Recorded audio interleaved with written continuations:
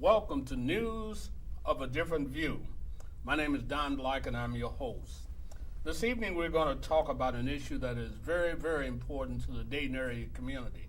With the state of Ohio, particularly the effect to the African American community of congressional redistricting. Much has been said in the news, on television, and in newsprint recently about how the effect of redistricting will deal with the voting patterns of people who reside in the various areas where redistricting is affected. This evening we have four very important people who are well versed in the redistricting process. Our first guest is Miss Mia Wortham Spells, Esquire, a well-known Dayton attorney. And our next guest is State Representative of the 39th District, Mr. Clayton Luckey. And then our guest is Fred Strayhorn, who was former state senator from the 5th Senate District in Dayton. And last but definitely not least, Mr. Floyd Johnson, who is an expert in state of Ohio redistricting. Thank you for being here this afternoon, everybody. We're going to start off with Mr. Johnson, who has, back in the mid-90s, was very important in helping to draw the redistricting patterns and who became somewhat of an expert in that. And he's going to kind of give us a brief overview of what the redistricting means to the citizens of Dayton and what it will mean once the lines are drawn and completed. Thank you, Don, and really thank the DATV for having a program like this, because this program is so important. This occurs every 10 years. And just to clean up some language, what we primarily are focusing on is reapportionment. And the U.S. Constitution required that every 10 years after the census, the country would reapportion representation. So whatever the total population was in the country, then they had to divide it. And Ohio, we lost 2 more seats in Congress. So the primary focus, I guess, of this conversation since will be reapportionment. Redistricting, I believe, Representative Luckey, I believe that's done, right? Yes, it is. That's for the Ohio elected legislators, the Senate, both the Senate and the House, and that's done. Let me ask you, how many districts did we have before the redistricting started? Well, we had 18 seats. 10 years ago, we had 20 seats. 20 years ago, we had 22. So Ohio portion, as that word, reapportion, has been dropping, even though the population has increased, because the population has shifted, to the south. They were shifting in the 50s out to California, but now they turned around there in Florida and Texas. So, in Ohio, lost its percentage of seats.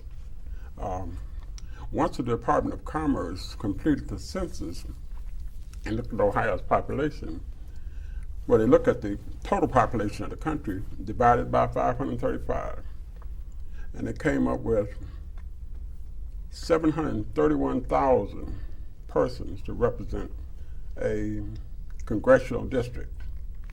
So when you take the 731,000 into Ohio's population, we only had 16 seats.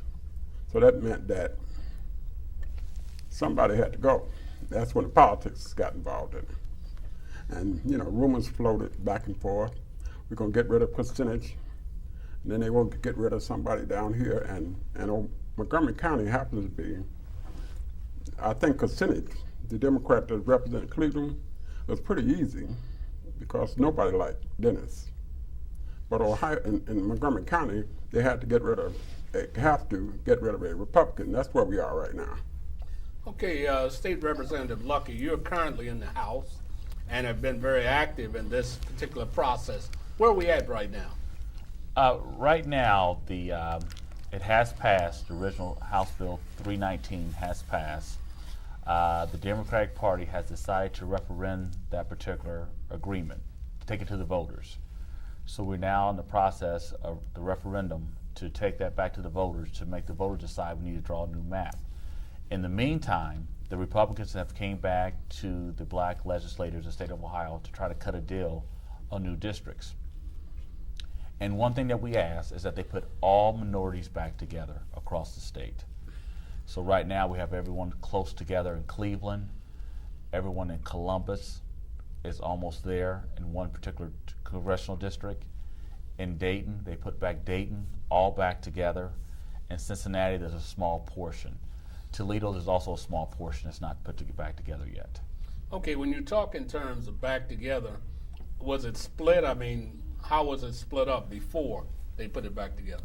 Before the new map that they're trying to get passed now, the voting population for African Americans in Dayton was about 11%. Now it's back up to 20%. In Toledo, it was down to 7%. Now it's back up to 17 or 18%. In Cincinnati, it's back to 11% too. So they went right straight through the minority community and split it right in half. And what they were doing is diluting the power of a group, and that's why we have a good argument of having them to redraw the map in the negotiations. Representative State, former senator, I'm sorry. You're right I'm either not way. going to demote you. I'm not going to demote Can't go you, wrong. You Fred. can't go wrong. But now, a lot of this started when you were in the Senate, right? Well, it's been going. It predates me. I mean, every 10 years, the lines are redrawn for the legislative districts as well as the congressional districts.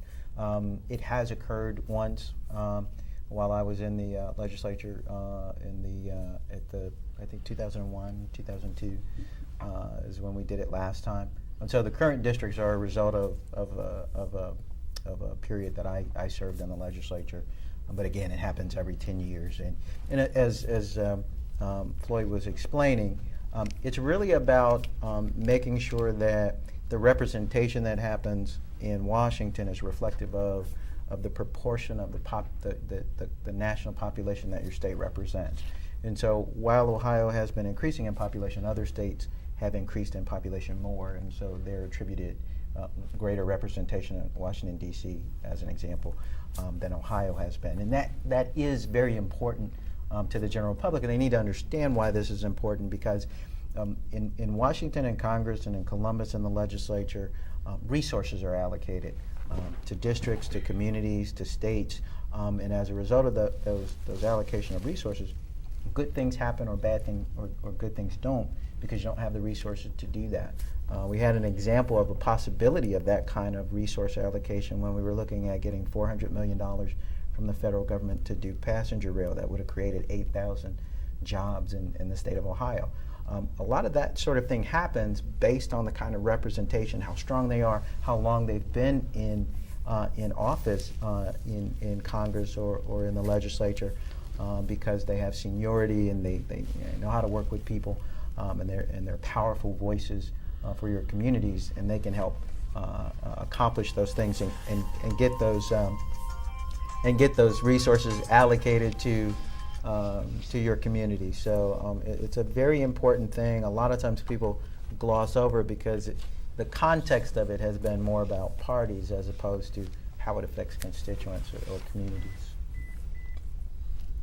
Well, when I think in terms of in the beginning, when this process began to be public, the average layperson has very little understanding about the process. I know the NAACP, which Attorney Spells is closely involved in. There was some meetings and there was talk about lawsuits and so forth. How did that come about, and where are they at now on that, Spells? I am the legal redress chair of the NAACP, and the NAACP at this point has not taken a particular position at this point. We have marching orders naturally from our national NAACP, and so we're taking a look at not only Ohio but around the country. But we believe that it's a tremendous opportunity right now, and the public is generally has been unaware of redistricting for years. And I think that we just need to go to, at its most basic level, that redistricting, what it attempts to do is is put the equal number of people in equal districts so that they have equal voting and equal influence in the local, the state, and the congressional district. And it has been wheeling, dealing, backroom dealing for a number of years. And the reality is it's been a political process for years and years. Historically, what happened is when you had those larger states, in the 1700s and 1800s, when you had New York and you had those states in the east that were starting to have large populations, they then had legislators, congressional representatives that just kept growing. And eventually in 1911, Congress passed an act that said we're just going to leave it at 435. And so now we're stuck with that 435. And so how do we redistrict to make this equal in each of these states that there's 435? And as our representative has indicated, we've lost population in Ohio, so naturally we've lost some representation. But there have been machinations by different legislators. The legislation in power draws the map. And this is a Republican-led legislature, and so the reality is the Republicans will then draw the map. When the Democrats were in power, the Democrats drew the map. We in the African American community are interested that we are a community of interest, and that there's no cracking, there's no packing, and that we are not diluted in terms of our voting strength. Now, in Ohio, at this time, there's only one African American congressional representative, right? That's correct. In Now, Cleveland. I understand that there was some things going on, and I'm not sure how you explained it. Maybe one of the legislators can explain it. To try to possibly get a black in position in the Columbus area to be a part of, to perhaps run for Congress or even win a seat. Can anybody explain that to me, how that could come about? It's called compactionists. What you do, try to compact as many minorities you can into a district to have influence over the election. And what we have done in Columbus District through this renegotiation with the help of the NAACP and across the state, and especially Columbus and Dayton with their direction, is that, and holding our votes back as minority legislators, is that they created a minority influence district in Columbus. It's like 26, 27%. It's almost 30%. That means in a primary election with that type of influence, a minority person most likely could win that primary. And then on top of that, it's over a 56% Democratic district. So if that minority wins the primary, it would win the general election. So let's look at Dayton. Before Dayton was put back together, it was only 11%. Now with 22% of voting population, the African Americans do have an influence over a district. At least when they say over 20%, it happens. But let's take a step back. That's why it's so important that when the census go out, and that's what we really should be saying, that everyone needs to fill out the census information, because it has long-term effects for 10 years, how money comes to your community, how jobs come to your community, how influence comes to your community. And if you look at the way we feel that we're undercounted in a lot of these districts, because a lot of minorities did not fill this out, a lot of individuals in certain age group feel that the government only needs to know so much information, but it's against the law if you don't fill it out. It says they can actually file charges against you if they choose to. That we feel our numbers in Montgomery County, if we really take the real voting age and the individuals that voted in the last presidential election and the last governor's election, we feel we're up to 26, 27% of eligible voters if we get them out to vote. So we almost have, when we get to that 30%, you really can be in an influenced minority district. So that's why I fought to have Oxford, all of Montgomery County, Greene County, Wilberforce, and then go into Springfield as a district, because in all those different places where you have the district, you have college towns where you have an influx of minority students and young thinking students that will more lean to maybe even trying to elect a black congressperson. But I think it will be history this November, and I do think that we will have a black person, male or female, out of Columbus. And just to expand on that, I mean, in most of the, if not all, the large urban counties, Hamilton County, Montgomery County, Franklin County, Summit County, so on and so forth, there tends to be a larger African American population. There tends to be a larger concentration of Democrats. And so if you can keep those areas at least whole, those communities of common interest whole, they may not constitute an entire district, but you might be able to go out and constitute an entire congressional district by going just a little bit outside of those counties. What has been done, again, just to expand on what Representative Luckey said, is, and one could argue intentionally, is that many of those counties have been split in half to diminish that influence and the ability to do precisely that.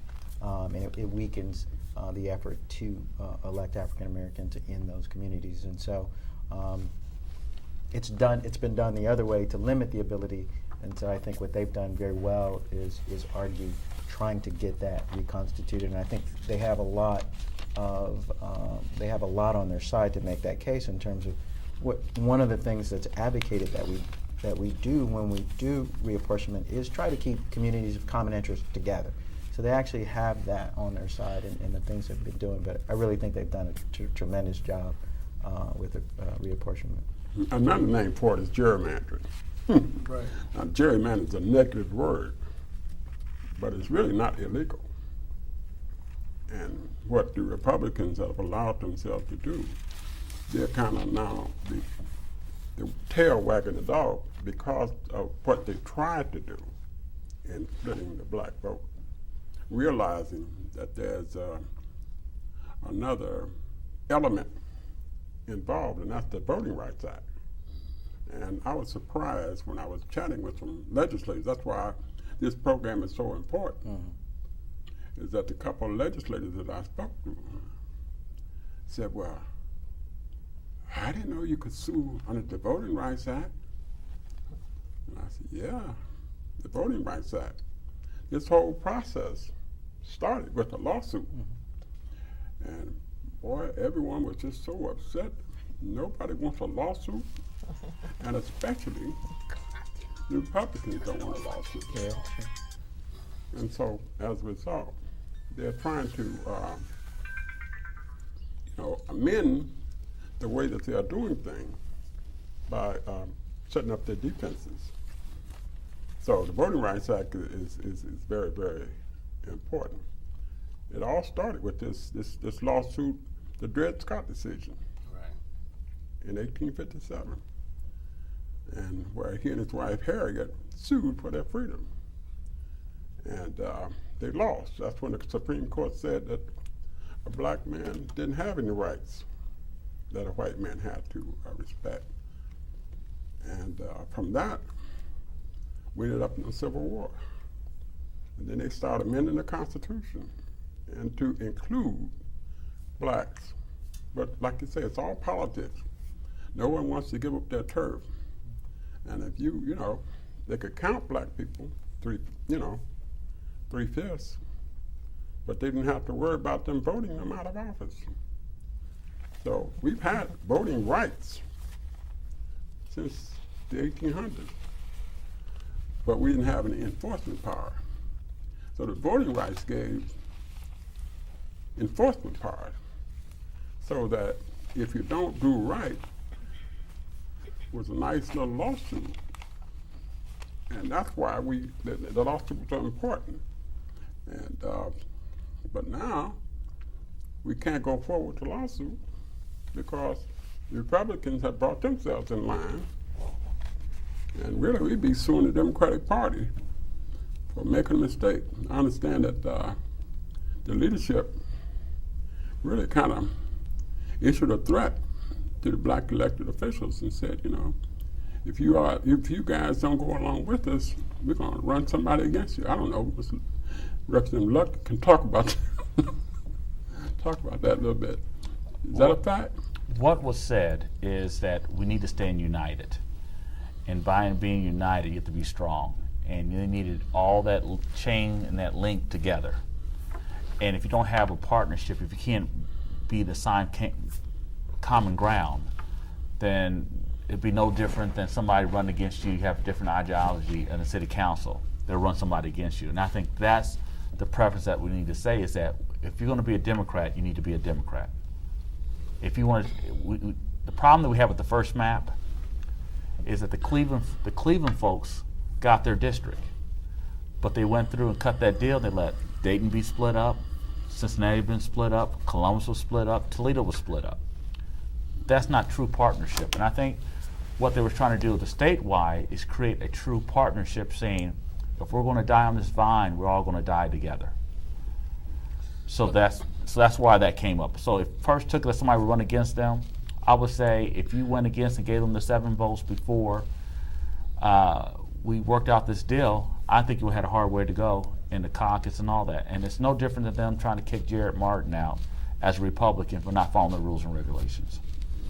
But even though it still may hurt our community as a whole, because it seems to me is that we have somewhat of a different situation than the majority when it comes to politics, period, because we're still somewhat behind the 8 ball, so to speak, in a lot of areas, and this is one of them. Let me ask another thing.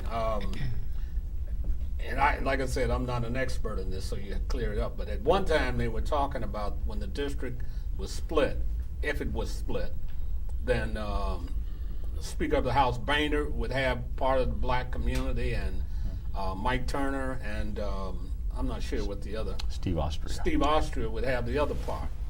So that would confuse the devil out of black folks, because we wouldn't know which way to go. It'll confuse the devil out of the Speaker of the House, because he'd never been on West 3rd Street. Right.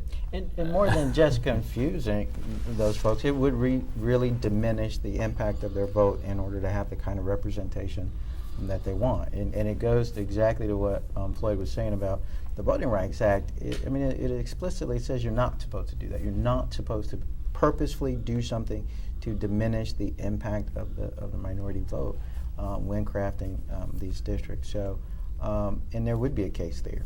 And that's the one place where, when you're doing redistricting and reapportionment, that it's hard to do that when you're talking about a rural majority community. But when you get into cases where that has been done purposefully to diminish the voting power of minorities, you do have a very strong case. And there are cases. I don't know if there are any in Ohio, but I think in Wisconsin and some other places, there have been cases where those have been filed and won. And sometimes it's hard to prove intent, but I remember when we were doing this last time, there was a guy who was a Republican in Cincinnati, and they were trying to get him out of the race. It was a legislative race. They were trying to get him out of the race, and he recorded it. And he recorded the speaker's staff person saying, "We purposefully took 15,000 African Americans out of this district so we could make it a Republican district." So when you have evidence like that, obviously it's easier. But again, in other cases, you have very strong cases when that is done. And sometimes you can make the case statistically when you see what the kind of gerrymandering that's been done. But it happens. And I think we need to let the public know that gerrymandering is what gerrymandering is. It is a process of a conscious effort to set up a district that is one political district. That is allowed. The racial gerrymandering is unlawful. But political gerrymandering has gone on for forever, and that will continue to go on forever. I think, though, that what the public probably, it appears to me, though, we are now at the point where we are trying to work at negotiation rather than it should have been. I understand there were public hearings, but the transparency and the public input was not there when it was needed before it was even passed. To back it up, when this is a state that we have a committee, and they are the ones that draw this map. They drew this map. It is then sent to the legislator, to the governor, and it's signed. After all of that, then we have, well, we don't like this. And so someone somewhere, and including the black elected officials of Ohio, have been kicking the can down the road. I mean, that's just the reality. We're now at the point where those people should have been talking about this issue long before. We are now trying to renegotiate these maps. And there's self-dealing, and there's legislators that stand to gain from this rather than public input and public that are going to equally share in their representation. And I think that this self-dealing and backroom dealing is what has caused a lot of this, rather than have the public input. It's probably something that's, a pie in the sky kind of it's not going to necessarily be reality. Some states do that. They have an independent commission. But the commission that set this up, if you'll explain, Representative Lucky, it was comprised of 2 African Americans and... To set it up, actually, no African Americans. Okay. And so what we're going to get, the result we get is what we, you end up where you start. So... And what you have to look at to make sure that I think it was the governor, the Secretary of State that chairs the committee, you have the auditor, you have the Speaker of the House, the President of the Senate, and then you have one more person that they appointed, which was the leader of the Ohio House, Rudish. So that's all was there. But the one thing about this process that I think, the normal thing, yes, they kicked it down the road, but we kept you guys, when they came to Dayton, I should say NAACP, and folks spoke, you asked to see the maps, and they refused to show the maps. So they did this whole process around the state without showing the maps. So you had nothing to argue over because you didn't see the maps. Yeah, but our black elected officials are our representatives, even if they represent our interest, and to crack and to split this community is a disservice to us as African Americans. I agree with you, and they did that purposely to take away our voting power, because if you look at what they was trying to do is take away our ability to actually decide who's going to be the congressperson the way that they drew the district. So you had Steve Austria and you had Congressman Austria, Congressman Turner running against each other. And our block, if they would have kept us together, would have decided the next congressperson for this district. And they didn't want us to have that power. And that's why they split our districts across the state. By us being, you're correct about that, taking away our power. And let me just expand on Ms. Spell's point, because this has come up over the years. We've had different proposals on the table. We've done the dog and pony show around the state. But in defense, Democrats have been in the minority for much of this time.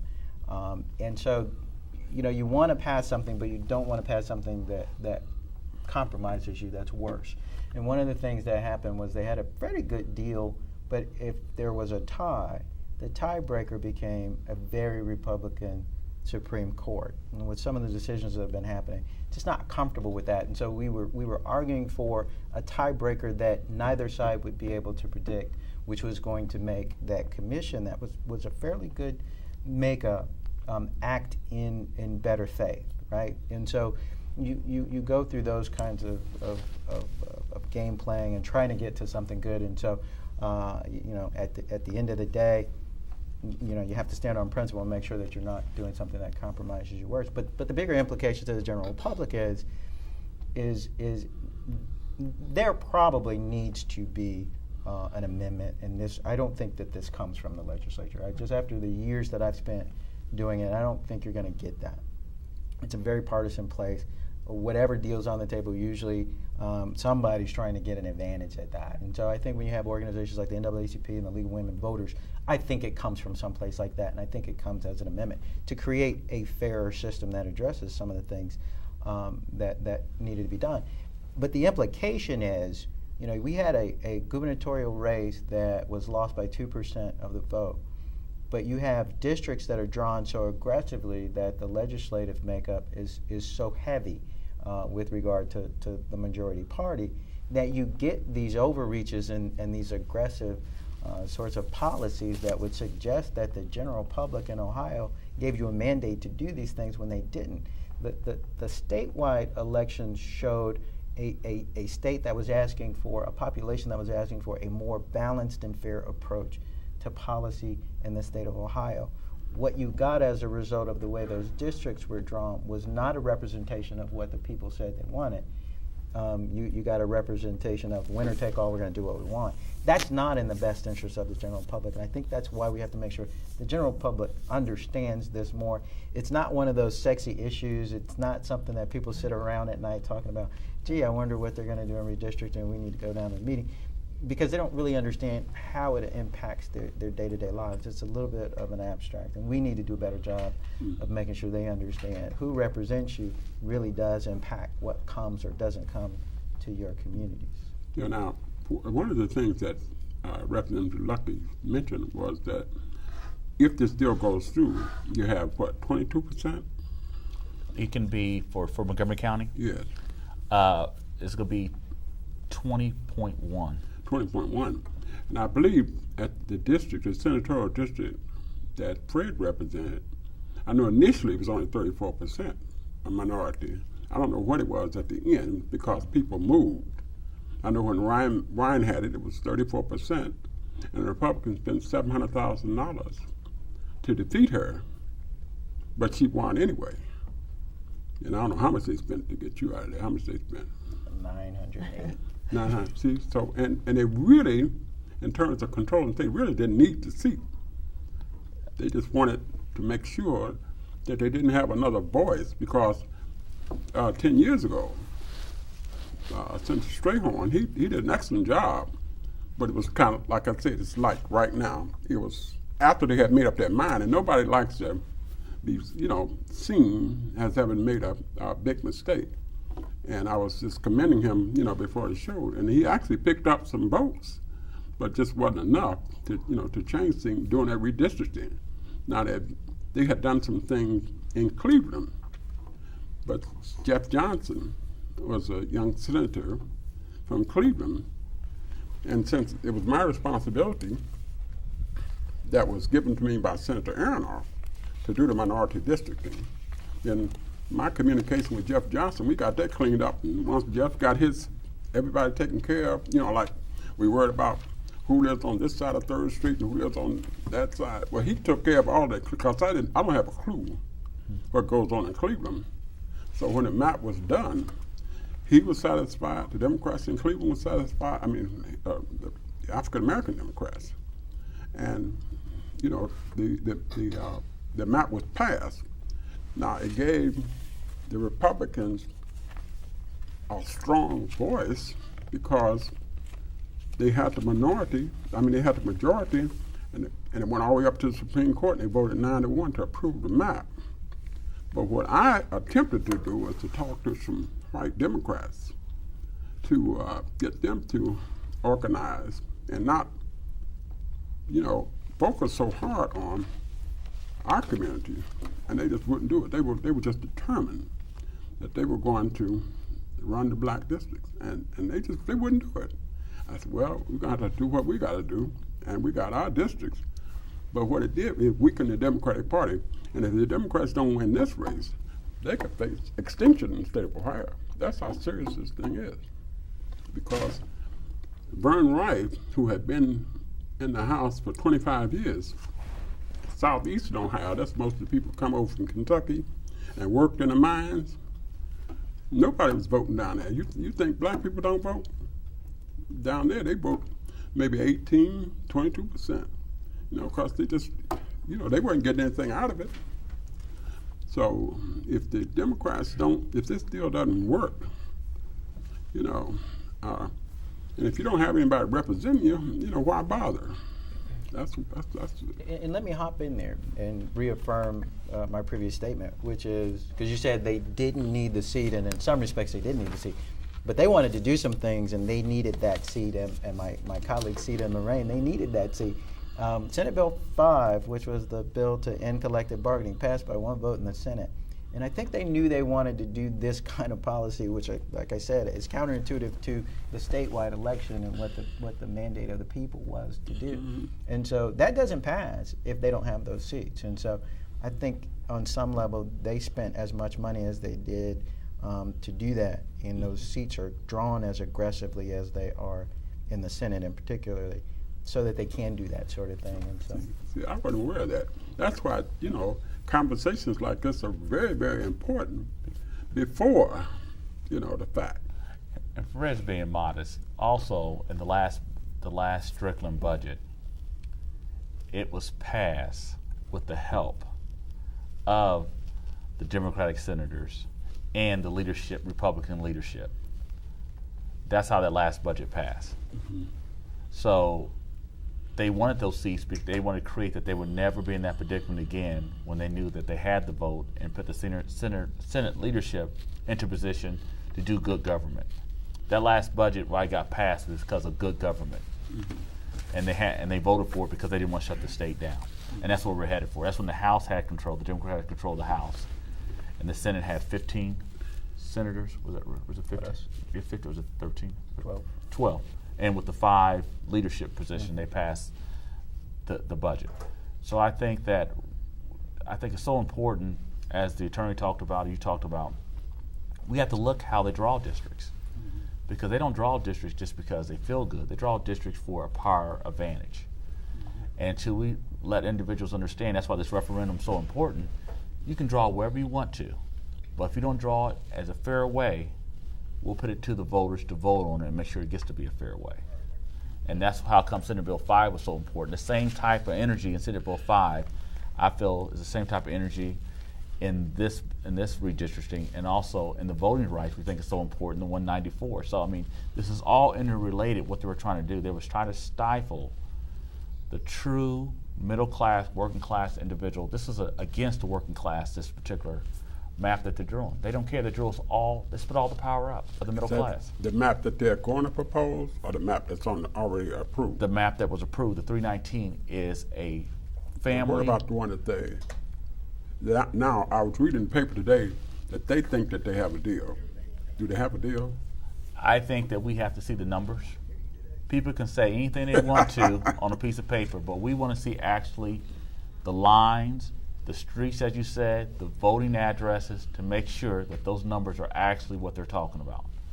And it's no joke. We know who has control of the state. What we're asking for, as Fred talked about, is a fair map. And a fair map should be 6, 6, and then in between that there's 16 seats, so 4 either which way. That's a fair map. If you reflect the way the state voted. 6 and 4. That's what you're shooting at. Yes, but we know we're not, so we probably won't get a 6, 5, and. But if they go with a 6-5, you go with that, wouldn't you? Long as Montgomery County is in line, long as the other. Okay.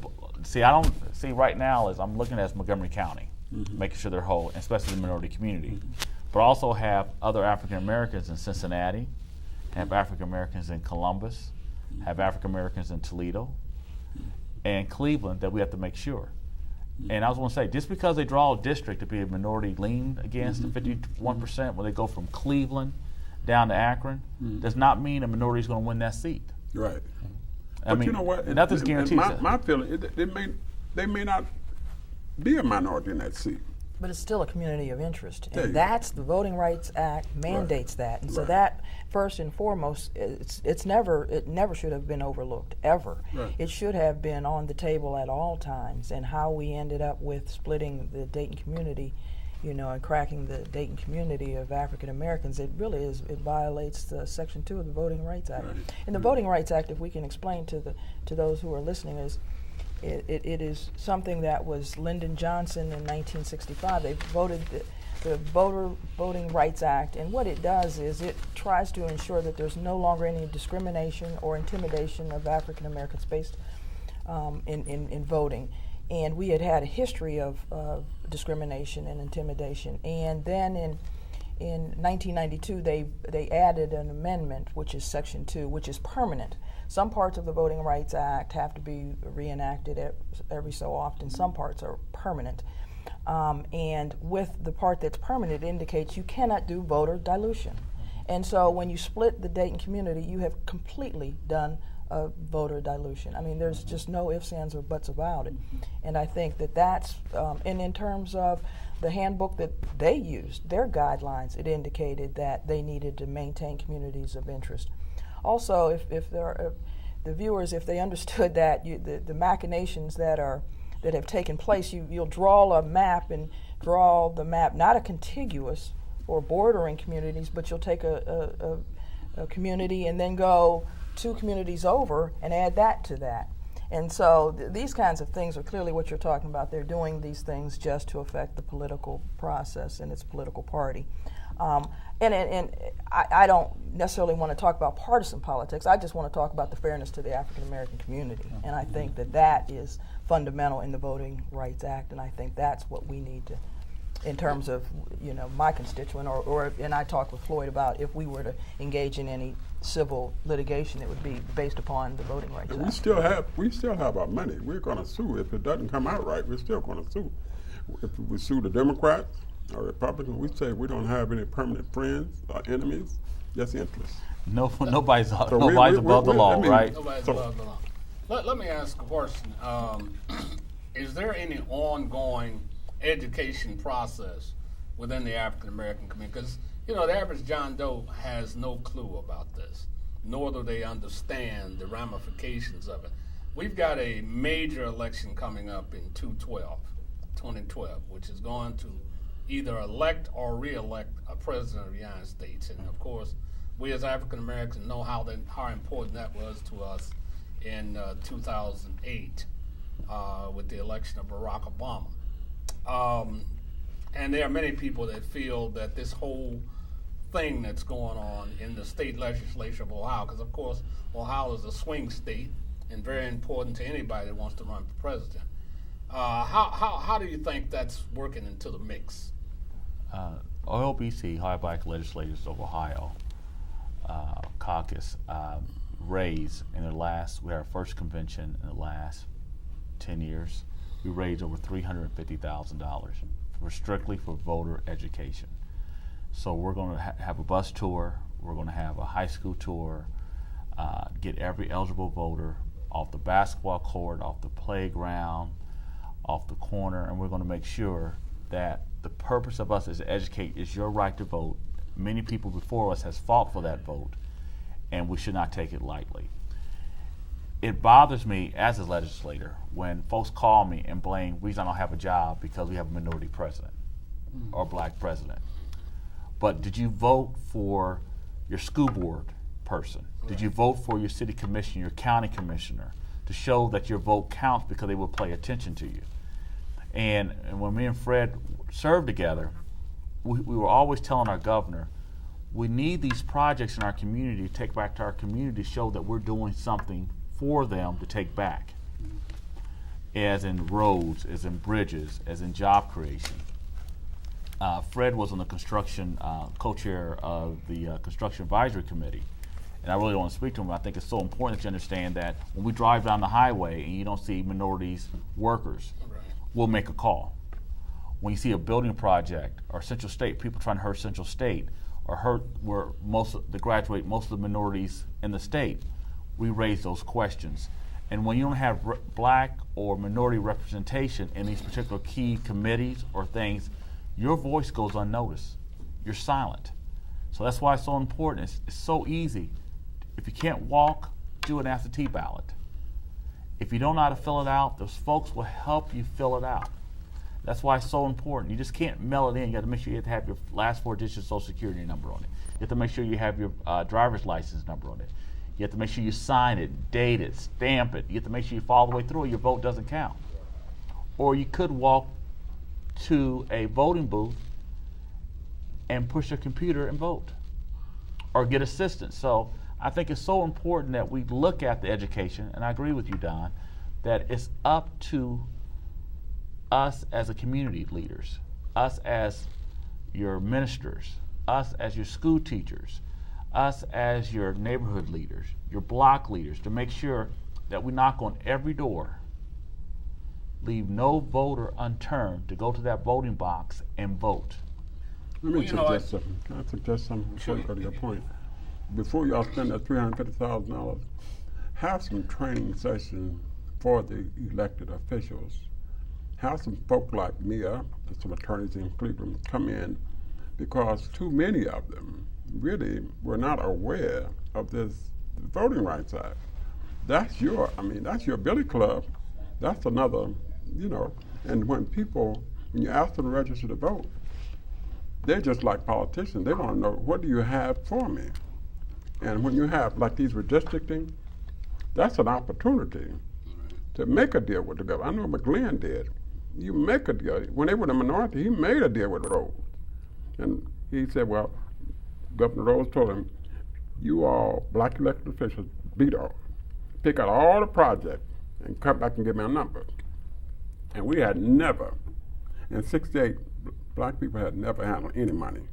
So they came back with $8 million for the whole state. And the governor said, I'll double it. And then they supported his bond issue. And that was the foundation of setting up the MCAPs all over the state. And when the MCAPs were set up, then you could say, well, are you certified? If you're certified, which means you register to vote and you have your name at the state, then go over and see Joe, and you can get that contract, put the sidewalks in. And now a guy don't mind registering, cause look, he's feeding his family, and that's really what politics is all about. Oh, that's patronage at work, but the midterm elections showed that there are a lot of people that went to sleep since 2008, and there's a great fear that many of those people will not wake up in 2012. So there's a lot of work to be done by the black community to wake that sleeping giant. And we are a sleeping giant that oftentimes sleep through the important issues that are important to us. So President Obama is going to run in a few months, and it's a few months because time runs past so fast. And we've got to do more than just lip service.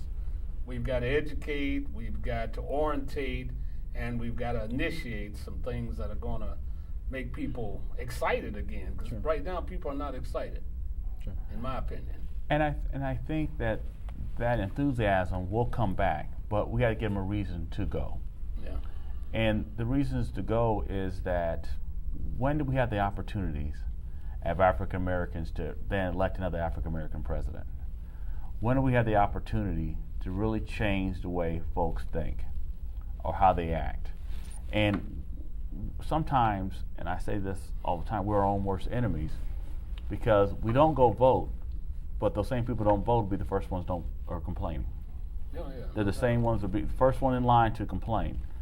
Or why do we have sanctions against individuals with certain crimes? That was changed through this last governor. That an ounce of crack and an ounce of cocaine is the same, you're going to jail for the same amount of time. So, certain things that I think that we made inroads and actually great influence as African American legislators, or sometimes you may not notice it on the surface, but the folks on the street, the folks who was incarcerated, where we did House Bill 113, where Fred helped with get through in the Senate to make sure that folks have the opportunity to have work when they come out. They don't see those things. So the construction management, do you know that we had the president of Ohio State come to the OLBC and say, I will guarantee you that 25% of $1 billion will go to African Americans in contracting. I would die on this sword. And that's what Gordon Gee said. And they have 35% of that one project, $1 billion construction project is going to that. That will give then us the opportunity to hire our people that look like us, give them jobs, give their families opportunity, pass it on. And that is the biggest project in the state history. And yet, folks don't notice those things and thought that we were sitting up there not doing anything. I think it's not so much that they wouldn't notice as if they knew about it. I think there's a very poor communication stream going on. People just don't know. I remember back in the day when CJ and Al Washington and those guys, they kept it out in front of you. You knew where to go. You knew how to go about getting not only certification, but which button to push to maybe enact your area of expertise to get some money, to get some jobs. We really don't know today. I'm in business myself, and I don't hear about this stuff like I used to. But Al's still around. Oh, I know Al's around. Yeah, Al has been But Al's not an official. Yeah, but he's been what I'm trying to say is that I have taken what I have learned from the past, right?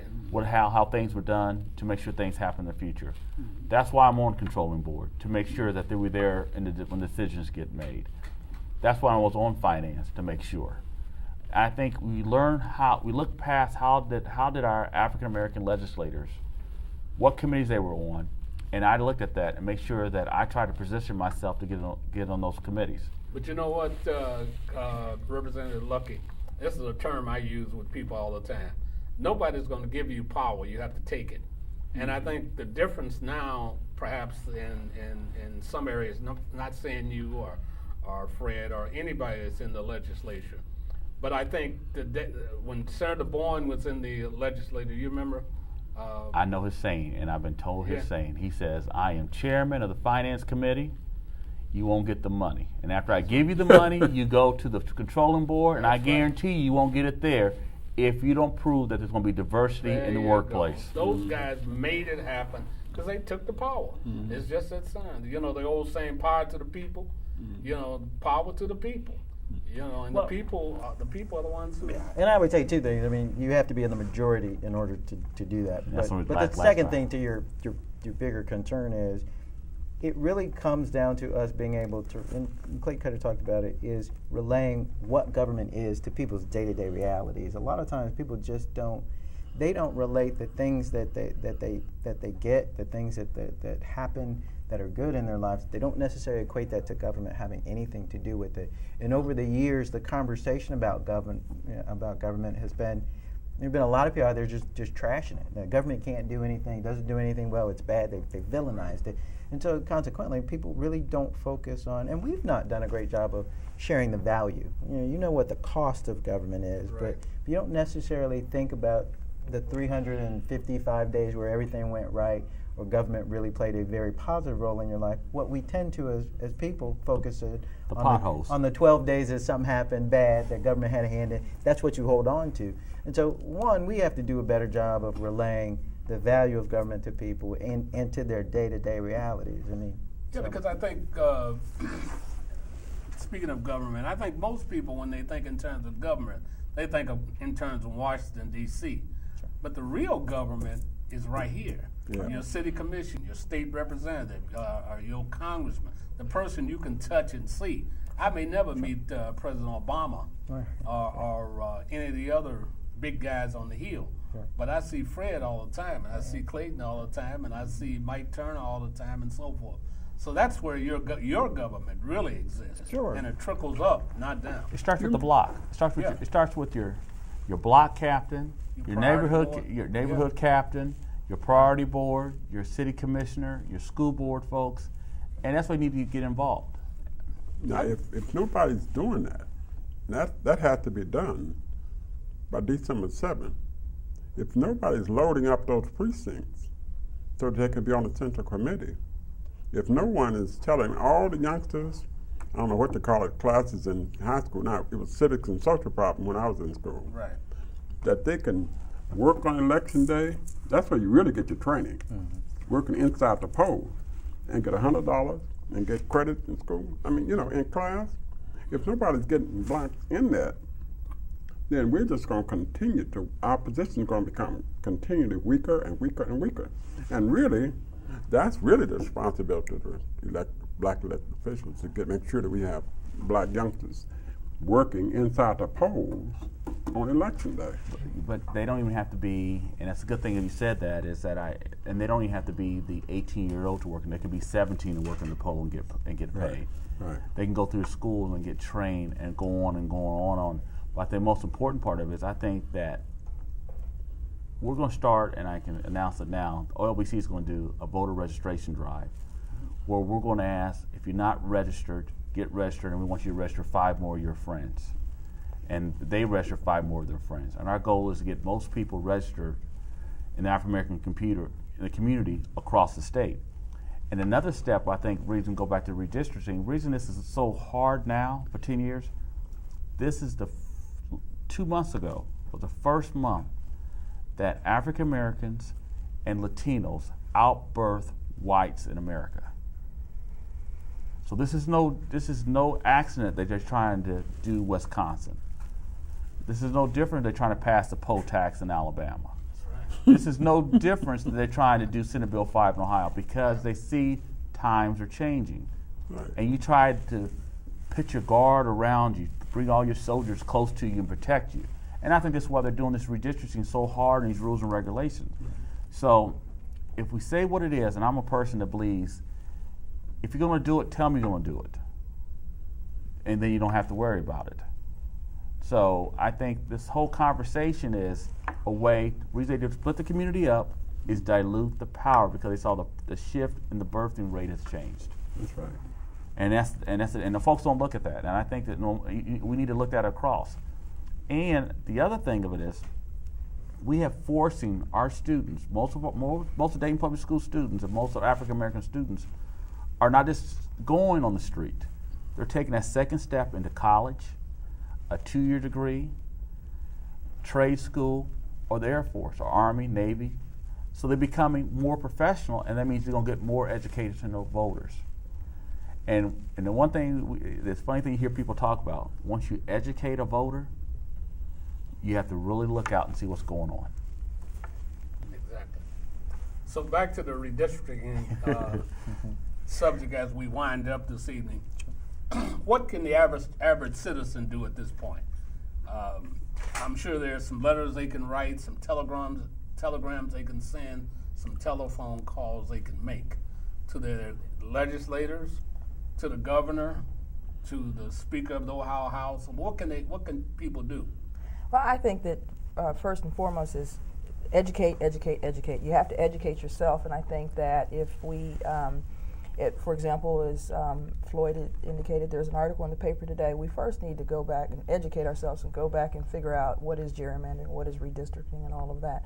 We need to educate ourselves first as voters. And then after we educate ourselves as voters, then we need to count those who are representing us accountable for what they are doing. And that includes letter writing and petitions. We recently heard that the post office in Paul Lawrence Dunbar is remaining open. One lady in Trotwood, the lady took on that petition herself.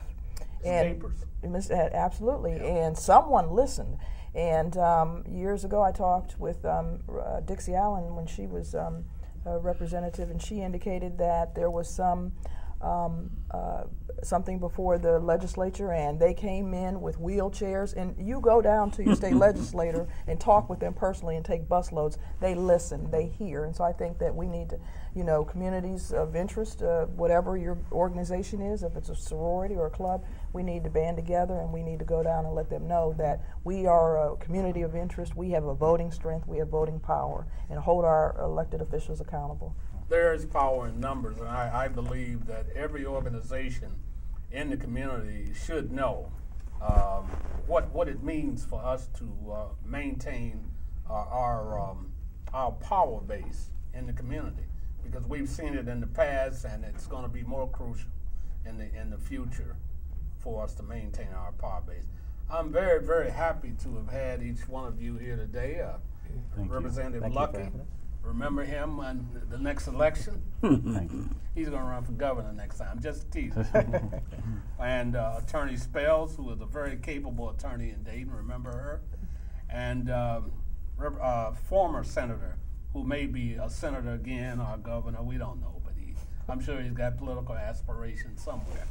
And Floyd Johnson, who was the former head of the NAACP here and remains active in many aspects of the community. Remember these fine people as they stay on the front line. And remember that it's important to make your voice known. No one knows what you're thinking if you don't let somebody know what you're thinking. Thank you very much. On behalf of News of a Different View and the Dayton Weekly News, we appreciate your viewing, and watch us next week where we have new guests talking about a subject that's important to you. Thank you very much. Cut.